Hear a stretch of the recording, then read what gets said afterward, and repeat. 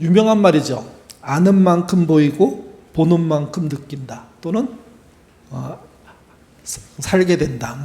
깨닫게 된다. 이런 말이 있습니다. 이 말을 좀 뒤집으면 이런 말이 됩니다. 알지 못하면 보고도 모른다. 많은 사람이 기대하는 거였고 많은 사람이 보고 싶어 하는 건데 그것에 대해서 모르는 사람이 어느 날 그걸 딱 보고 시큰둥하게 슉 넘어가는 거죠. 나중에 나 그런 거 봤는데 이렇게 얘기했는데 많은 사람들이 진짜냐고. 우리 보고 싶은데 한 번도 본 적이 없다고.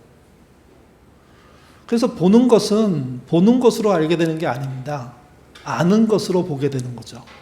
물론 보는 것으로 알게 되는 경우도 있습니다. 없는 건 아닙니다. 그러나 대부분의 것은 알아서 보게 되고 봄으로 더 깊이 알게 되는 게 우리 안에 벌어지는 일들이라는 거죠. 여기서 알은 암기력을 말하는 게 아닙니다. 행동하는 지식입니다. 우리나라 교육의 가장 큰 문제는 암기력으로 그 사람을 테스트하는 겁니다. 그 사람이 행동하는 사람이냐, 정의로운 의지를 갖고 있냐, 사회에 대한, 공동체에 대한 더불어 살고 싶은 마음이 있냐, 이런 걸 보지 않습니다. 오직 암기에서 점수가 많이 나오면 그 사람을 뽑아주고 그 사람이 일할 수 있도록 길을 열어주는 거죠. 문제는 이런 사회는 아는 만큼 보이는 사회는 아니라는 겁니다.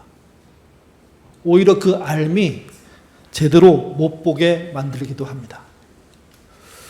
렘브란트라는 화가가 있습니다.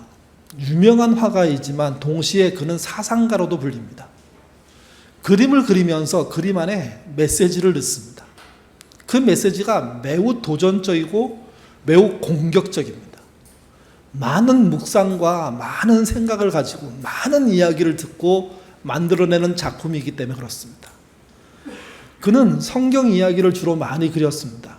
그 중에 하나가 1630년에 그린 착한 사마리아 사람입니다. 화면에 이제 그림이 나올 건데요. 한번 보시죠.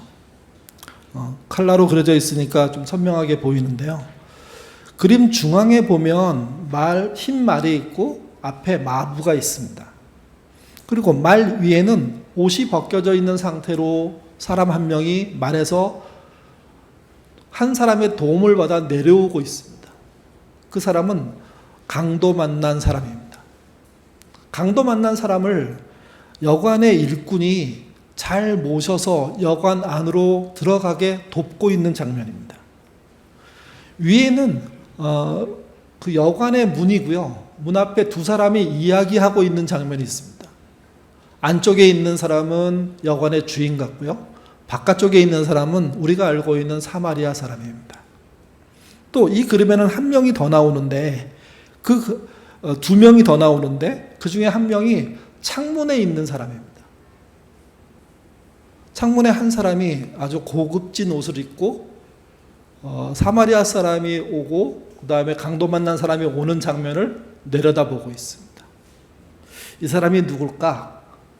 이게 선한 사마리아 사람의 이야기라는 사실을 알게 되면 추측할 수 있습니다. 어떤 사람이냐면 제사장일 수 있습니다. 특별히 강도 만난 사람을 피해서 온 제사장, 또 레위인일 수 있습니다. 강도 만난 사람으로 해서 오염당하지 않으려고 도망친 레위인.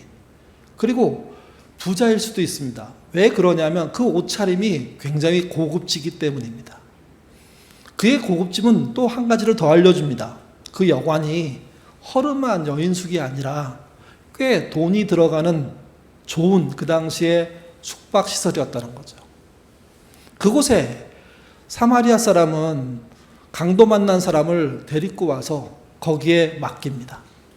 책임을 회피하기 위해서가 아니라 더 깔끔하게 그 사람을 돕기 위해서 자기의 물질과 시간을 사용하고 심지어 다시 돌아올 때 이 여관을 자기가 들릴 건데 그때 만약 더 많이 비용이 든다면 그 비용까지 내겠다는 이야기를 하는 것으로 성경이 나와 있습니다.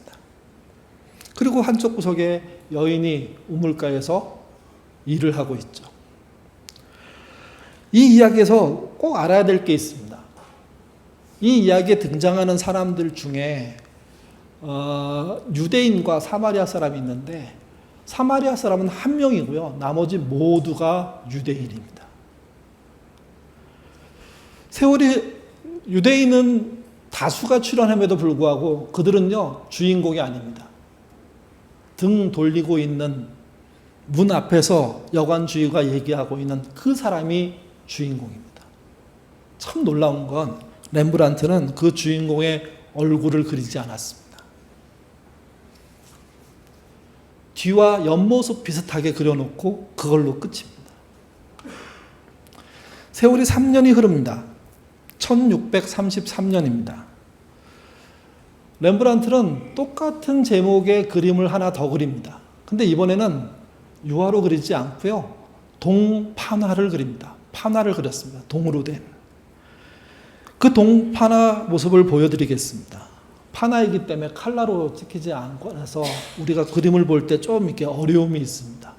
설교안도 그렇고 또 화면도 그런데 어쨌든 그림을 좀 설명해 보죠. 이 그림은 앞에 그림을 거의 그대로 다른 각도에서 그린 겁니다. 중앙에 말이 있고 말 앞에 마부가 있습니다. 말 위에 오통이 벗겨진 사람이 돕는 사람의 도움을 받아서 내려오고 있습니다. 건물 앞에 두 사람이 이야기하고 있습니다. 여관이라고 말씀드렸죠. 안쪽에 있는 사람은 여관 주인이고 바깥쪽에 있는 사람은 사마리아 사람입니다.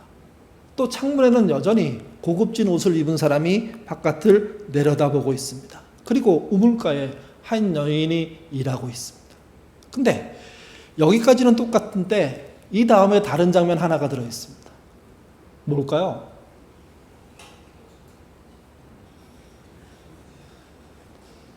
답을 하세요.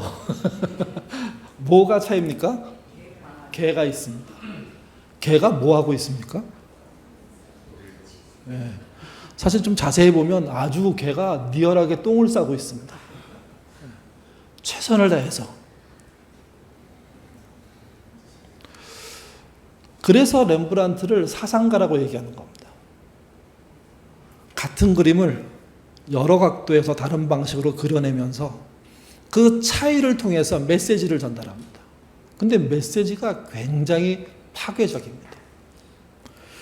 이 동판화에 대한 제 해석은 두 가지입니다. 물론 이 해석은 제가 해석한 게 아니라 해석하는 사람들의 이야기를 모아본 겁니다. 첫 번째가 이런 겁니다. 고상한 해석입니다.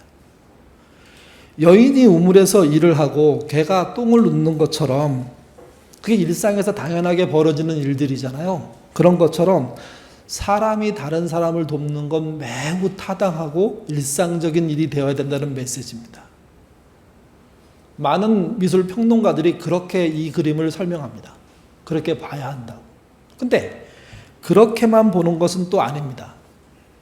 다른 사람들은 이렇게 봅니다. 유대인에 대해서 비판적으로 봅니다.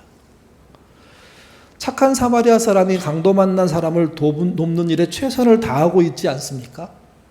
근데 창문에 등장한 고급진 옷을 입은 그 사람을 제사장으로 또는 레위인으로 또는 유대인 부자로 볼 수 있다고 말씀을 드렸습니다.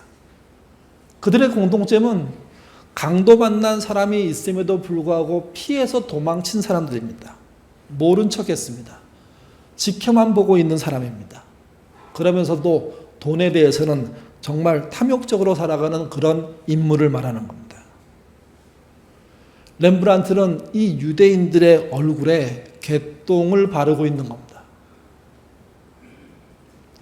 너희들이 아무리 하나님 백성이라고 자부한다고 하더라도 선한 사마리아 사람 이야기 속에 등장하는 유대인들이라면 그것은 너희들이 제일 싫어하는 개, 유대인이 짐승 중에 제일 싫어하는 게 개거든요. 개의 똥을 보다 못한 인생을 살고 있다는 메시지를 던지고 있는 겁니다. 이 그림을 유대인들이 얼마나 싫어할까요? 렘브란트가 모두에게 인정받고 모두에게 대우받는 거 아닙니다.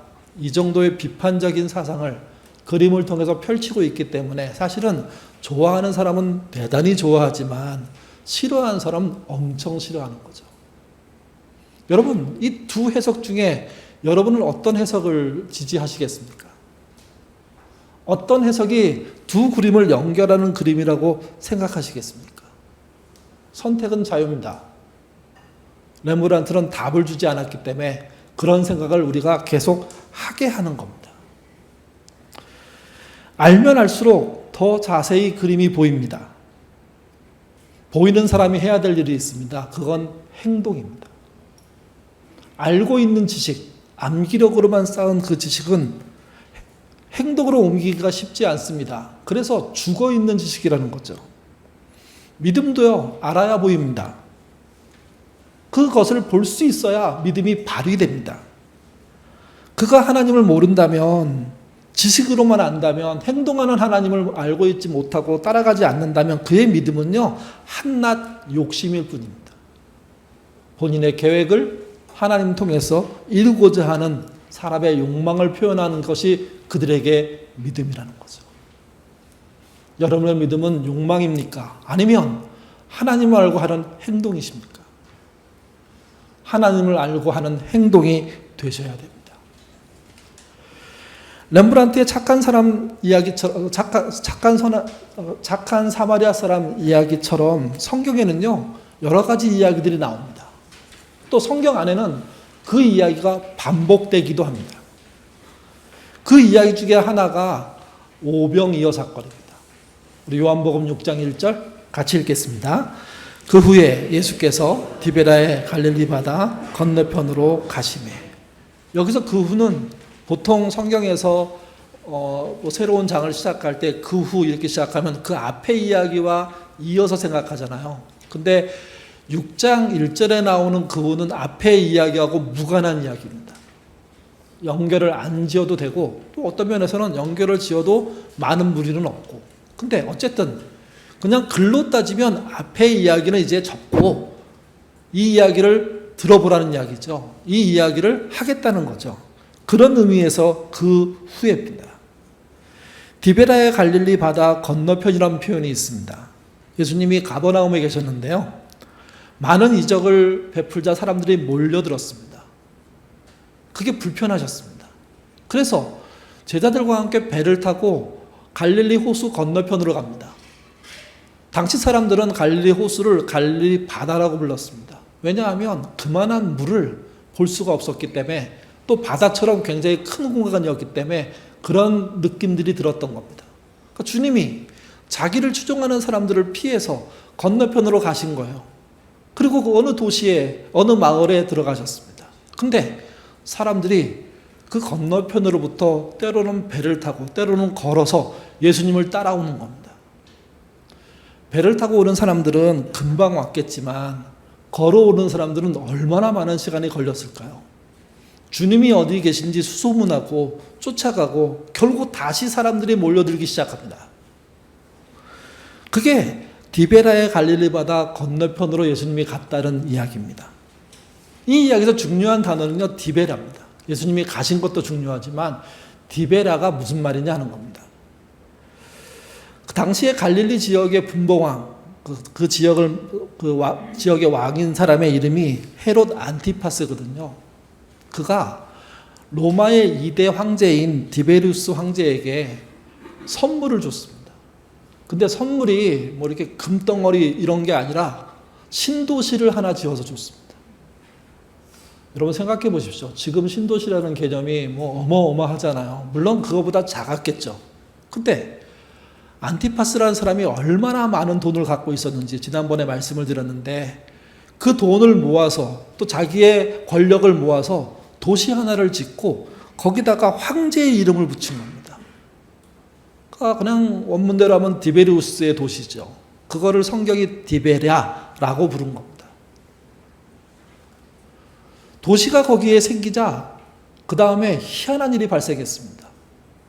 그동안 수없이 불러오던 갈릴리 바다, 갈릴리 호수의 이름이 디베랴로 바뀌는 겁니다. 우리가 뭐 창씨개명 당하고 뭐 이런 얘기 할 때 보면 우리나라의 주요 지명을 일본말로 싹 바꿔버리고 그거를 사람들이 부르게 하고 그게 당연한 것처럼 돼버리는 일들이 벌어지잖아요.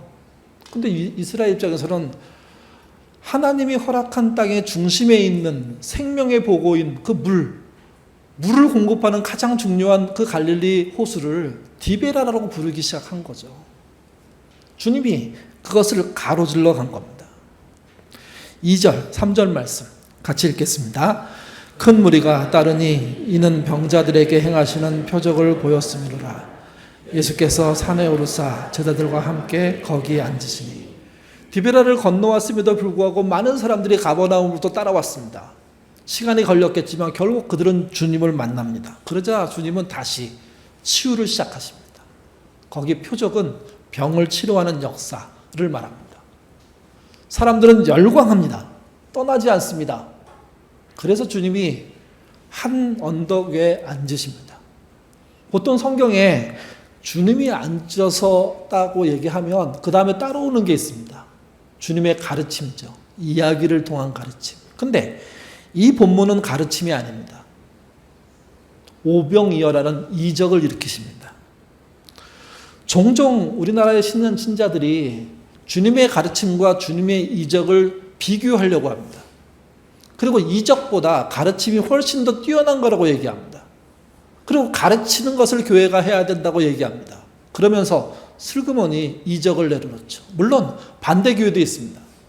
이적만 추구하고 가르침 자체를 내려놓는 교회가 있습니다. 근데 주님은 앉아서 모든 사람을 향해서 가르친 것만이 아니라 이적도 행하셨습니다. 이적과 가르침은 등급의 차이가 없습니다. 주님이 당신을 보여주는 역사이고 하나님 나라를 보여주는 방식입니다. 가르침이 있다면 이적이 있어야 되고 이적이 있다면 가르침이 있어야 됩니다. 오늘날 교회의 문제가 여기 있는 겁니다.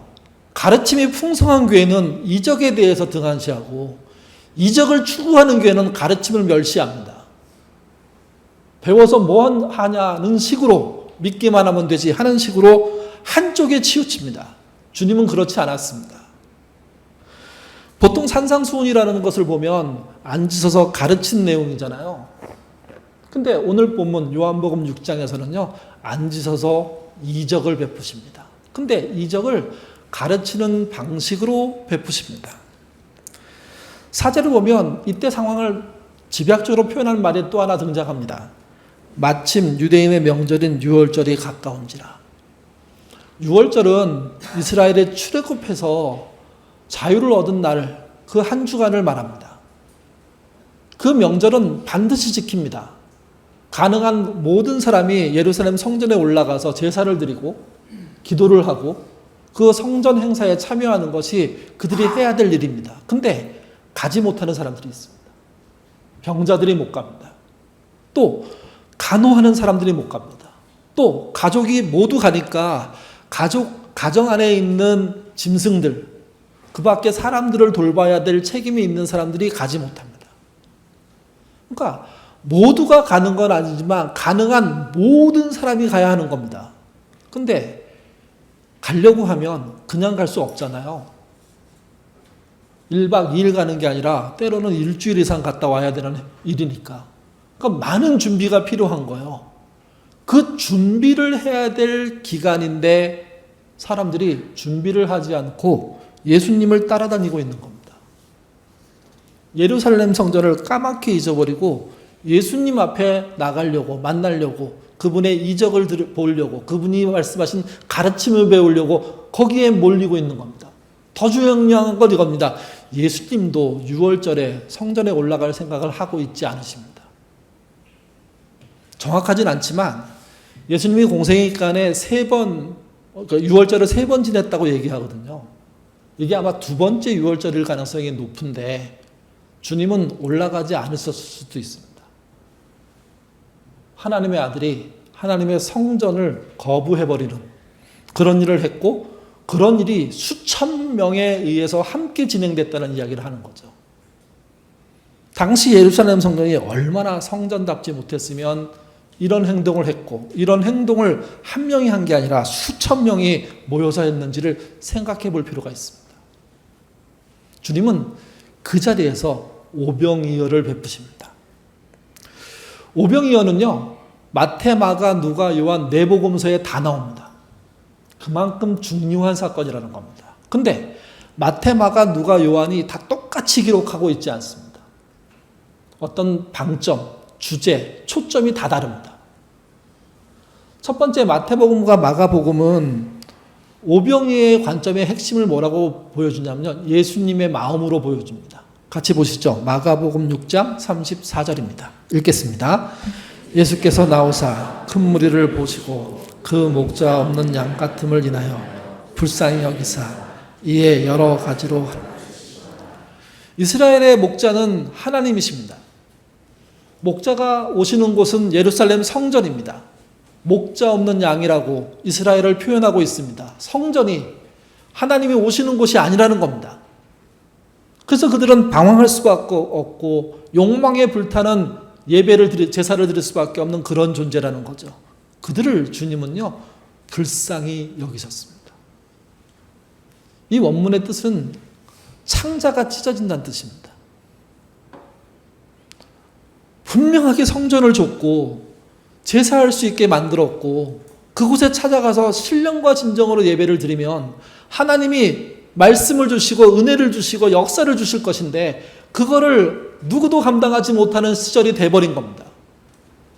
그러니 6월절에 성전에 올라가지 않고 들에 모여서 수천 명의 사람들이 야영을 하는 일들이 벌어지는 거죠. 그 현실을 마태복음, 마가복음은 불쌍히 여기는 마음이라고, 가슴이 찢어지는 현실이라고 그렇게 표현한 겁니다. 그에 비해서 누가복음은요, 거기 누가복음 14장으로 기록되어 있는데 9장입니다. 9장 13절에 이렇게 말합니다. 너희가 먹을 것을 주라. 일종의 제자들의 대처 능력, 제자들이 자신의 믿음들을 어떻게 표현한지를 보는 테스트와 같이 설명하고 있습니다. 그들의 답은 뻔합니다. 방법이 없습니다. 그렇게 돌아오죠. 또 오늘 본문도 제자 훈련의 목적으로 이야기가 쓰입니다. 근데 내용은 좀 다릅니다. 빌립이라는 사람을 훈련시킨다는 목적으로 일이 진행이 됩니다. 같이 보시죠. 5절에서 7절 말씀입니다. 읽겠습니다. 예수께서 눈을 들어 큰 무리가 자기에게 오는 것을 보시고 빌립에게 이르시되 우리가 어디서 떡을 사서 이 사람을 먹이겠느냐 하시니 이렇게 말씀하시니 친히 어떻게 하실지 아시고 빌립을 시험하고자 하심이라. 빌립이 대답하되 각 사람으로 조금씩 받게 할지라도 200데나리온의 떡이 부족하리이다. 주님이 질문을 던지셨습니다. 이 많은 사람을 어떻게 먹일 수 있냐? 그 질문을 빌립이 받았습니다. 빌립이 이 문제를 풀기 위한 자기 생각을 얘기합니다. 답은 매우 간단합니다. 안 된다는 거죠. 근데 질문을 던진 주님은 그 성경 말씀에 따르면 이렇게 말합니다. 빌립을 시험하고자 이 질문을 던진다고. 빌립이 어떻게 답을 줄지 뻔히 아셨다는 겁니다. 평상시에 이미 알고 있었고 이 질문을 통해서 그의 답이 드러나도록 현장을 만든 겁니다. 그는 이렇게 말합니다. 사람에게 빵 쪼가리 하나씩만 준다고 하더라도 200데나리온이 필요합니다. 1데나리온은 노동자 하루 일당입니다. 200일치 이상의 일당 돈이 필요하다는 거죠. 그러니까 7개월 넘게 수고해야지만 생기는 돈입니다. 문제는 이겁니다. 당장 예수님과 제자들 수중에는 그 돈이 없습니다. 또 한 가지는 그 돈이 있다고 한들 그 시대에 수천 명이 먹을 빵을 구입할 방법은 실제 존재하지 않습니다. 이 정도 사실은 누구나 알 수 있는 겁니다. 빌립이 질문을 받고 사실은 뻔한 대답을 상식 차원에서 하고 있는 겁니다. 이 사실을 지켜보는 사람이 있었습니다. 다른 제자들인데 근데 유독 안드레라는 이름이 등장합니다. 그러니까 예수님께는 빌립만 있는 게 아니었던 거죠. 안드레도 존재합니다. 안드레가 빌립과 다른 접근을 합니다. 같이 보시죠. 8절 9절입니다. 읽겠습니다. 제자 중 하나로 시몬 베드로의 형제인 안드레가 예수께 여짜오되 여기 한 아이가 있어 보리떡 5개와 물고기 2마리를 가지고 있나이다. 그러나 그것이 이 많은 사람들을 어떻게 되겠어요? 똑같은 답 같은데 사실은 내용을 잘 들여다보면 완전히 다른 답입니다. 빌립은 듣고 머리로 생각해서 상식으로 생각해서 답을 준 겁니다. 돈도 없고 돈이 있다고 한들 빵을 살 수가 없다. 이건 별 고민하지 않아도 누구나 할 수 있는 답입니다. 상식적인 생각만 할 수 있다면. 근데 안드레는 그렇지 않습니다. 안드레는 예수님이 모든 사람을 먹이고 싶어 한다는 사실에 방점을 찍습니다. 그리고 자기도 압니다. 지금 상태로 빌립의 말이 틀리지 않다는 것을. 근데 그는 예수님이 모두를 먹인다면 나는 뭘 해야 될까? 나는 어떤 역할을 감당하는 게 괜찮은 걸까? 내 역할을 하는 걸까? 그런 생각을 한 겁니다. 그래서 먹을 것을 찾아 나섰습니다. 그래서 얻은 게 뭡니까? 어린아이가 싸온 도시락 하나를 얻은 겁니다. 여러분 생각해 보십시오. 그 도시락을 가져온다는 게 사실은 빼앗아 오는 건데 그게 얼마나 구차하고 얼마나 민망한 일입니까? 근데 그거라도 주님께 갖다 드리는 게 도움이 되지 않겠느냐 하는 생각을 그가 한 겁니다. 빌립과 안드레의 차이를 보여주는 게 요한복음의 이야기입니다. 상식과 믿음의 차이가 무엇인지를 보여주고 있는 겁니다. 상식은요, 머리로 계산해서 그 결과를 유추해내고 그 유추한 결과를 주장하는 겁니다. 믿음은요, 주님이 하시겠다는 의지를 받들어서 그것이 현실적으로 불가능함에도 불구하고 그 의지를 어떻게 실현할까에 대한 고민을 하는 겁니다. 상식의 믿음과 진정한 믿음의 차이를 보여주는 일들이 안드레를 통해서 드러나는 거죠. 예수님은 빌립의 말을 통해서 움직이지 않으셨습니다. 안드레의 말을 들으시고 움직이십니다. 10절에서 13절 읽겠습니다.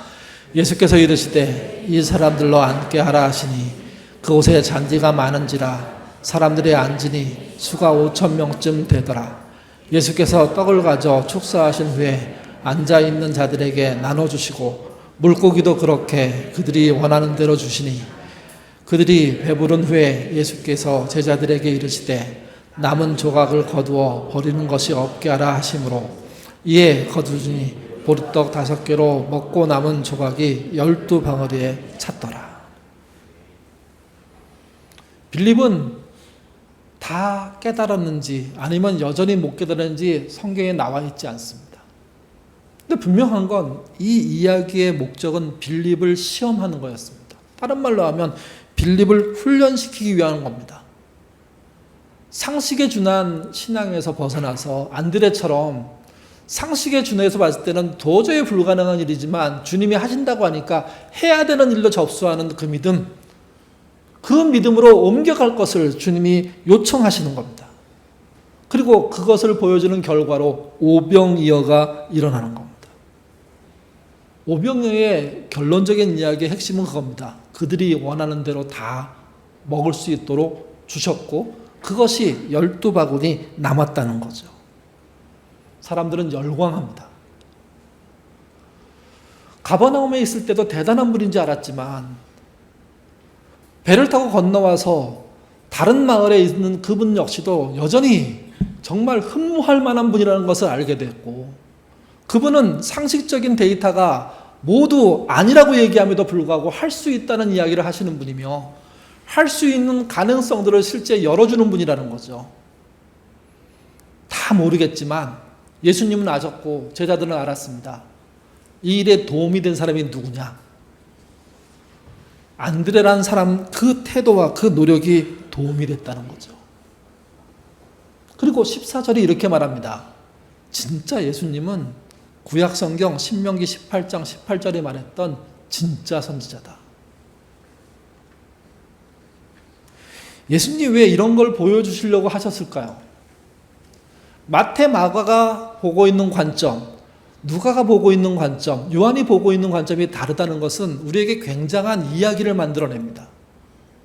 전에도 말씀드렸지만 요한복음은 앞에 세 복음서보다 늦게, 한 30년 늦게 기록됐습니다.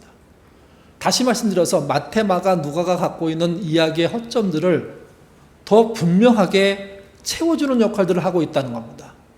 그 체험의 핵심이 뭐냐면 빌립과 같은 제자들에 의해서 이 역사가 일어난 게 아니라 안드레와 같은 제자에 의해서 이 역사가 일어났다는 사실을 알려주고 있는 겁니다. 태풍이 지나간 후에 한 2, 3일 정도 지나가는 과정에 시원했습니다. 선풍기를 틀지 않고도 잘 수 있는 거기 얼마나 행복한 일인지, 창문만 열고 자도 얼마나 편안한지. 근데 다 아시는 것처럼 태풍이 지나가면서 피해가 이만저만이 아닙니다. 저희 친구 중에 대구 옆에 군위에 사는 친구가 있는데, 제가 뉴스를 보다가 저녁에, 저는 오전에 뉴스를 안 보거든요. 주로 밤에 한 번 보는데, 뉴스를 보는데 군위 무성이라는 데가 물에 잠겼다는 거예요. 그 친구가 무성에 살아요. 그래서 바로 전화했습니다. 너희 집 어떠냐? 그랬더니 우리 집은 지대가 높아서 괜찮아. 근데 마을은 엉망이야. 그러니까 뚝이 무너져갖고 마을 전체가 다 물에 잠겨버리는 일들이 벌어졌고, 아마 그들 교인들도 여러 가지로 복잡해지는 일들이 벌어졌을 겁니다. 그러니까 우리는 편안하게 지내지만 이 땅에 많은 사람들은 정말 힘들고 어려운 시간들을 보내는 거죠. 여러분, 큰 비가 오고 난 다음 해가 뜨면 어떤 일이 벌어집니까? 어마어마한 더위가 생겨납니다. 지금 날씨가 개서 좋아지고 있다고 얘기하지만 수해 현장은요, 정말 뜨겁기로 따진다면 어느 때보다 뜨거울 겁니다. 왜냐하면 피할 그늘이 없잖아요. 집이 날아갔잖아요. 정부에서 제공한다는 것이 잘 될 때는 괜찮지만 못 될 때는요, 정말 형편없이 그냥 마룻바닥 하나 제공하는 것으로 끝나는 경우도 많거든요. 시인 홍수인은 8월에 그늘을 만들기를 해야 된다고 노래하는 시인입니다. 시가 이렇습니다.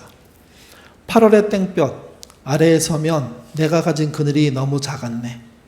손바닥 하나로 하늘을 가리고 애써 이글대는 태양을 보면 홀로선 내 그림자 너무 작았네. 벗치어 이리 오세요. 홀로선 채 이 세상 슬픔이 지워지나요? 나뭇잎과 나뭇잎이 손과 한여름 감미로운 그늘을 나뭇잎과 나뭇잎이 손잡고 한여름 감미로운 그늘을 만들어가듯 우리도 손깍지를 끼워봅시다. 같이 읽겠습니다. 내 근심이 나의 근심이 되고 내 기쁨이 나의 기쁨이 될 때 벗치어 우리도 서로의 그늘 아래 쉬어갑시다. 태풍이 지난 8월의 땡볕에 사람이라고 생각하는, 스스로 사람이라고 생각하는 사람이 해야 될 일은 뭐냐면 그늘을 키우는 겁니다. 이 시인은 이렇게 반복해서 말합니다. 내 그늘이 너무 작다고, 너무 작았다고, 나밖에 피할 수가 없었다고. 근데 문제는 나밖에 피할 수 없는 그 그늘이 진짜 나를 안전하게 쉬게 해줍니까? 그늘은 나밖에 피할 수 없는 정도이면 사실은 피하지 못하는 결과에 도달하고 마는 겁니다. 그늘이 그늘 되려면 나보다 훨씬 큰 그늘, 내가 들어가도 충분한 그늘을 만들어내야 됩니다. 비좁은 그늘 속에 있다는 것이 얼마나 힘든 일인지, 그 그늘이 넓어지는 일을 못한다는 것이 얼마나 비인간다운 일인지 시인은 8월의 땡볕을 보면서 그렇게 노래하고 있는 겁니다. 우리가 오병이어를 보면서 안드레를 집중해야 되는 거기에 있습니다. 상식적으로 아무리 따져봐도, 계산기를 아무리 튀겨봐도 답이 나오지 않고 뻔한 결과에 이른다는 것이 모두의 답임에도 불구하고 주님이 하시겠다고 하고 의지를 표명하시고 할 수 있다고 말씀하신다면 우리는 안드레처럼 다른 생각을 해야 됩니다. 안 될 것 같지만 그분이 하시니 그러면 내가 할 수 있는 일은 뭐냐? 이걸 찾아야 된다는 거죠. 시인은 자그마한 내 그늘을 넓히는 거라고 얘기했습니다. 그 넓히는 작업을 실제 해 나가는 것이 믿음이고 그 그늘의 크기만큼이 믿음의 크기라는 거죠. 많은 신앙인들이 나와 나의 가족을 위한 그늘 정도로 인생을 삽니다. 근데 그것은 누구나 그렇게 삽니다. 예수를 안 믿어도. 심지어 악당들도 그렇게 삽니다. 문제는 이겁니다. 그 정도의 그늘로 인생을 살고 난 다음에 하나님 앞에 가시면 하나님이 잘했다고 칭찬할 리가 없습니다. 도대체 뭐 했냐? 그 큰 은혜를 어디다 쏟아부었냐? 라고 따지실 겁니다. 앞에서 얘기했던 선한 사마리아 사람들의 비유, 그 이야기를 렘브란트가 그림을 여러 장 그리면서 우리에게 도전하고 있잖아요. 그 많은 기회를 도대체 어디다 내다버리고 결국 네가 제일 싫어하는 개의 똥 같은 인생을 살았냐고 경고로 말하고 있지 않습니까? 오병이어도 그 얘기를 하고 있는 겁니다. 빌립의 생각에 머물러 있는 신앙이 얼마나 쪼잔하고 잘 자란지. 안드레처럼 안 되는 게 뻔히 이해됨에도 불구하고 그분이 하시겠다, 그분의 뜻이 있다, 그분이 하라 하시군다 하기 때문에 그늘 넓히는 작업들을 하게 되는 용기 있는 행동을 하라고 얘기하고 있는 거죠. 오병이어는요, 안드레의 도전이 중요했습니다. 안드레의 도전 때문에 오병이어는 확실하게 일어났고, 또 한 가지, 빌립은 상식적인 신앙인들은 배우게 된 겁니다. 오병이어를 통해서 배우셔야 됩니다. 우리의 그늘을 넓히는 것이 우리가 해야 될 일임을. 우리가 이 그늘을 넓히지 않으면서 상식적인 이야기를 하기 시작하면 교회는요, 상식 이하가 됩니다. 기적을 믿으십시오. 표적을 믿으십시오. 주님은 가르치는 것만이 아니라 이적을 베푸셨습니다. 가르침과 이적은 동급입니다. 어떤 게 우수하고 어떤 게 떨어지는 게 아닙니다. 가르침이 있다면 이적이 있어야 되고, 이적이 있다면 가르침이 있어야 하는 겁니다. 주님의 가르침을 소중하게 생각하신다면 주님이 일으킨 이적이 일어나도록 일하는 삶이 우리의 삶이라는 사실을 잊지 않으셔야 됩니다. 안드레처럼 오병이어에 도움이 되는 삶 사시는 저와 여러분 되시기를 주님의 이름으로 부탁드립니다. 기도하겠습니다. 간혹 우리는 성경 이야기를 읽으면서 이거는 사실이 아니야, 이건 이야기야, 이렇게 생각하는 경향이 있습니다. 성경에 분명히 사실과 이야기가 들어있습니다. 또 비유가 들어있습니다. 근데 그게 사실이든 그게 이야기든 그게 비유이든 상관없이 다 주님의 말씀이란 사실을 놓치지 않아야 됩니다. 사실은 사실대로 인정하고 비유와 이야기는 주님이 하신 그 말씀의 목적이 있기에 그 말씀을 수용해야 되는 것입니다. 사실이 아니니 받아들이지 않아도 된다는 그 이상한 신앙, 그게 이야기고 비유이니 피해갈 수 있다고 생각하는 그 이상한 신앙, 우리가 버릴 수 있도록 하나님 인도하여 주옵소서. 선한 사마리아 사람은 분명히 이야기고 비유입니다. 오병이어는 성경의 말씀에 따르면 실제 일어난 사건입니다. 선한 사마리아 사람 비유이든 오병이어이든 중요한 건 우리가 그것을 어떻게 보느냐 하는 겁니다. 그리고 그것을 어떻게 행동으로 옮기느냐 하는 겁니다. 빌립과 같지 않게 하옵소서. 안드레처럼 내가 무언가를 해야 되겠다는 그런 책임감이 생겨나도록 인도하여 주시옵소서. 상식으로 신앙을 멈추게 하는 자 되지 않게 도와주시고, 상식을 넘어서는 게 믿음이라는 사실을 알기에 그 믿음, 상식을 넘어서는 믿음을 보이는 신자 되도록 인도하여 주시옵소서. 오병이어는 안드레의 도전이 중요했습니다. 그로 인해서 상식을 말하는 빌립의 신앙이 도전받았습니다. 우리도 안드레처럼 자신의 그늘막을 넓히는, 그래서 나 이외에 다른 사람이 들어오도록 펼치는 그런 신자 되도록 도와주시옵소서. 태풍이 지나가고 큰 불이 지나가고 홍수가 지나가고 정말 이제 평안한 시대가 올지 모르겠습니다. 근데 그 엄청난 사건들 앞에 피해 입은 사람들이 존재하지 않습니까?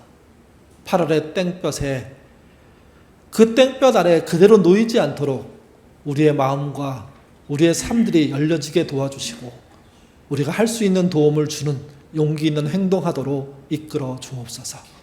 그것을 좀 더 넓혀서 누군가 한 명이라도 더 쉬게 하는 그런 삶 사는 우리가 되도록 인도하여 주시옵소서. 감사하며 예수님 이름으로 기도드립니다. 아멘.